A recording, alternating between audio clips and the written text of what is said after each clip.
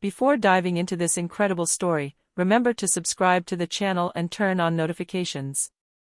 Here, every story has something to say, and you won't want to miss a single one. The morning sun filtered through the tall stained glass windows of the Riverton courthouse, casting bright patches on the cold marble of the lobby. The air smelled of polished paper and freshly polished floors. In this setting of gravity and authority, Judge Harold Benson, a man in his 50s, walked with an almost arrogant confidence, his suit immaculate and his symbolic baton of authority almost useless in his hand.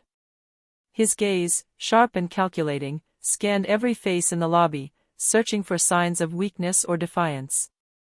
Sitting on a varnished wooden bench, 14-year-old Elijah Carter silently observed the scene. Elijah was not like other boys. His neatly combed dark hair and piercing eyes betrayed a maturity rare for his age. But what no one knew was that behind his apparent calm lay a genius capable of solving complex equations, understanding legal strategies, and decoding human behavior like sophisticated software.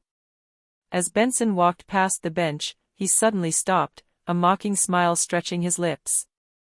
"Well, what a serious young man. Are you bored, or are you trying to challenge me with your eyes?" he said in a tone that was half amused, half condescending. Elijah, without getting up, looked him straight in the eyes and replied with quiet confidence. "I'm not challenging you, sir. I'm simply observing what's happening around me." Benson burst into a dry laugh, believing the boy was naively playing the innocent.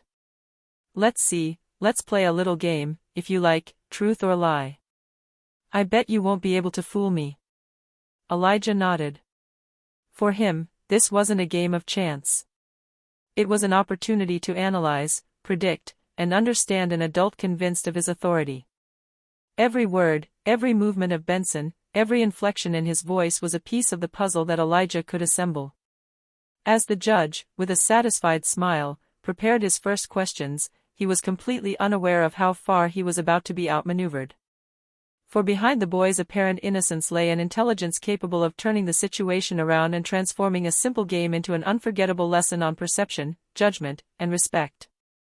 The silent hall seemed to hold its breath, as if fate itself wanted to observe this unexpected duel between the arrogance of a powerful man and the foresight of a young genius. The bench creaked slightly as Elijah straightened, feeling Judge Benson approach him with a triumphant smile. The air in the hall seemed to thicken around them, as if every spectator, every courthouse employee, was holding their breath. "Okay, Elijah Carter," said Benson, leaning back slightly on the bench. "Let's start this little game. Truth or lie?" Elijah nodded calmly. "Truth, Mr. Benson." The judge burst into a dry laugh, certain of his superiority. "Very well. Tell me, have you ever cheated at school?" Elijah observed the cracks in the marble, then replied in a calm voice. "No, sir. But I've noticed that some adults cheat all the time, and nobody punishes them." Benson blinked in surprise. This wasn't the naive answer he'd been expecting. "What?" he began, but Elijah continued with the serenity of a teacher addressing a student. "Cheaters don't always show themselves. Sometimes they just wear a suit and a badge." The judge stiffened. The mocking smile morphed into a spark of uncertainty. Elijah had not only answered his question, he had subtly pointed out his own arrogance. Benson sat up straight, his voice becoming firmer. "Very well, a little more difficult, then. Have you ever lied to your parents to get what you wanted?" Elijah barely hesitated for a second, then replied. "No. I prefer to understand why the rules exist and how to respect them. Lying teaches me nothing." The judge felt an unease he hadn't felt in years. This 14-year-old boy knew exactly what to say to remain impeccable and, at the same time, unsettle him. Then Benson, irritated but intrigued, proposed a challenge. "Okay, Elijah. Now it's your choice, truth or lie." The boy smiled slightly. "A lie, Mr. Benson." "Very well, tell me something that I know to be false." Elijah paused, weighing up every word, every gesture of the judge. Then he calmly invented a complex story. "Last week, your court heard a secret case involving a former city senator, and no one noticed that the file had been falsified. Benson frowned, sensing the story's credibility but unable to find the lie. His eyes widened. Elijah, on the other hand, remained calm, observing the judge's reactions, noting every movement, every hesitation. After a moment, Elijah simply concluded. It was a lie. The judge, frozen, finally understood that he had been completely manipulated. The power of his position was worthless against the precision and perspicacity of this boy. For the first time in years, Benson felt both humiliation and respect. Elijah stood up, straight and serene, and simply said, "The truth is not what we see, but what we are able to understand, Mr. Benson." The hall seemed to hold its breath, as the judge, speechless, realized that he had just learned a lesson that no court could have taught him. After the first round, Judge Benson remained standing, hands behind his back, visibly disconcerted. He was used to dominating every conversation, controlling every situation. But Elijah was no ordinary boy. Every word, every gesture seemed precisely calculated. "Very well," Benson murmured, trying to regain control. "Let's see if you can really handle this. Truth or lie?" Elijah smiled, almost imperceptibly. "Truth." Benson leaned forward slightly, adopting his most intimidating tone. "Very well, Elijah. Tell me, if you had the power to change only one law in the United States, which one would you change?"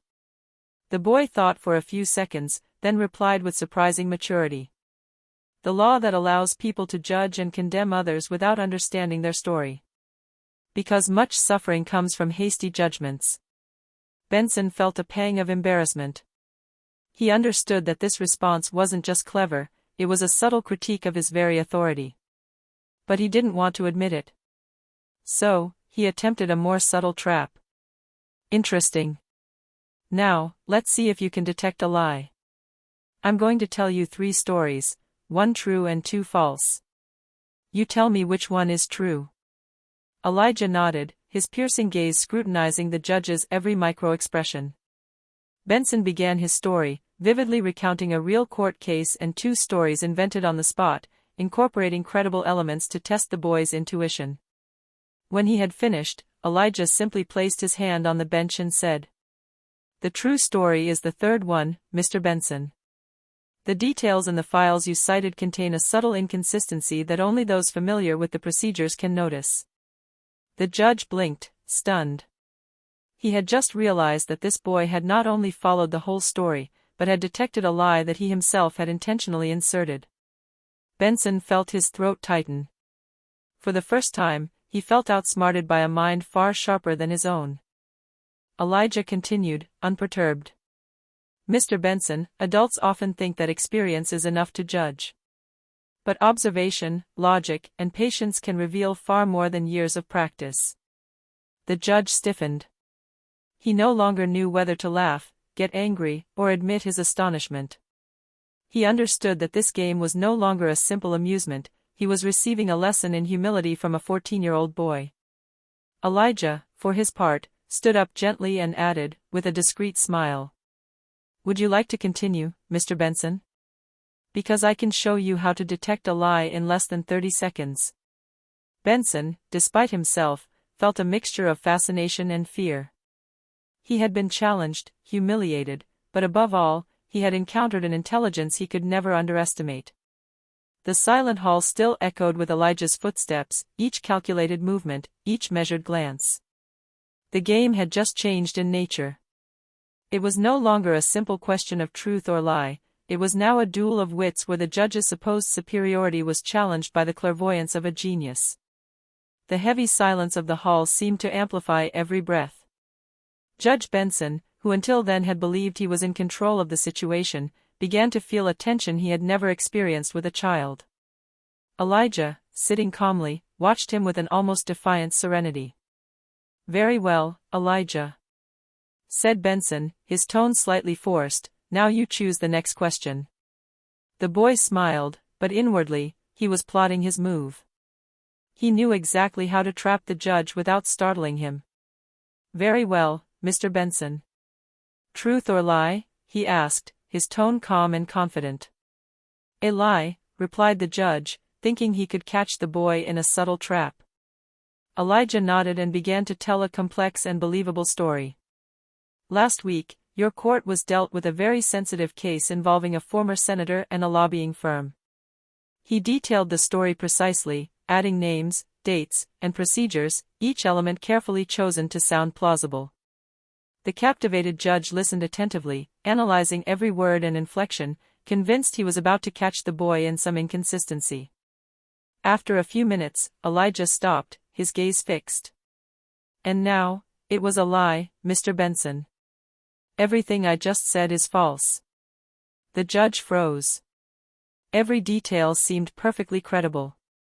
He began searching his memory, trying to detect a mistake, but there wasn't one. Every gesture, every word from Elijah had been precisely calculated. Benson realized he had just been completely manipulated by a 14-year-old boy. The silence lengthened. The hall, usually filled with murmurs and hurried footsteps, seemed suspended in time. The employees present watched the scene in astonishment, fascinated by the young boy's mastery. Elijah stood up calmly and added, "Mr. Benson, you've spent years judging others. But sometimes, those you underestimate can teach you lessons that even the courts cannot provide." Benson felt a pang of humiliation, but also a strange respect. This boy hadn't just played, he had demonstrated an analytical intelligence and psychological mastery that far surpassed him. For the first time, the judge understood that his position, his experience, and his authority were insufficient against the foresight and pure logic of a genius. Elijah had just transformed a simple game into a true duel of wits, and Benson knew he had lost this round, without even being able to admit it. Elijah, with a discreet smile, returned to his seat on the bench. "If you wish to continue, Mr. Benson, I can show you a few more techniques for discerning truth, or lies. But you must be prepared to accept that you are not always the one in control." For the first time, Benson remained silent. The rules had changed, and the judge's arrogance was beginning to crack in the face of Elijah's cold, methodical intelligence. The game was no longer simply a test, it had become a lesson in humility that the judge would never forget. The courthouse lobby seemed eerily silent after the final twist. Judge Benson stood with his hands clenched behind his back, unable to conceal his mixture of frustration and admiration. He had never met anyone who could anticipate his every move with such precision. Elijah, sitting calmly, placed his hands on his knees and spoke in a soft but confident voice. "Mr. Benson, if you truly want to understand the game of truth and lies, you must learn to observe, not just listen." The judge frowned. "Explain yourself, young man. Every word you speak, every inflection of your voice, every involuntary gesture," Elijah began, "all of it betrays your intentions. Adults think they are always in control of the situation, but the truth is found in the details you never notice." Benson, slightly irritated but fascinated, leaned forward. "Very well, show me." Elijah smiled and rose slowly, walking around the judge like an instructor during a private lesson. He asked the judge to tell a simple story, a trivial incident from his childhood, and observed intently.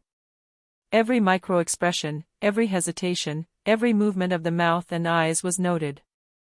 Then Elijah explained, word by word, what each sign revealed: fear of appearing weak, restrained amusement, masked pride. The judge felt his breath catch. He had always believed that his experience and authority gave him a perfect understanding of human nature, but he had just realized that this 14-year-old boy saw truths that he himself had never perceived. "Do you see now?" Elijah asked, his eyes shining with intelligence. "The truth isn't always what we say. It's hidden in what we don't say, or what we think we can hide."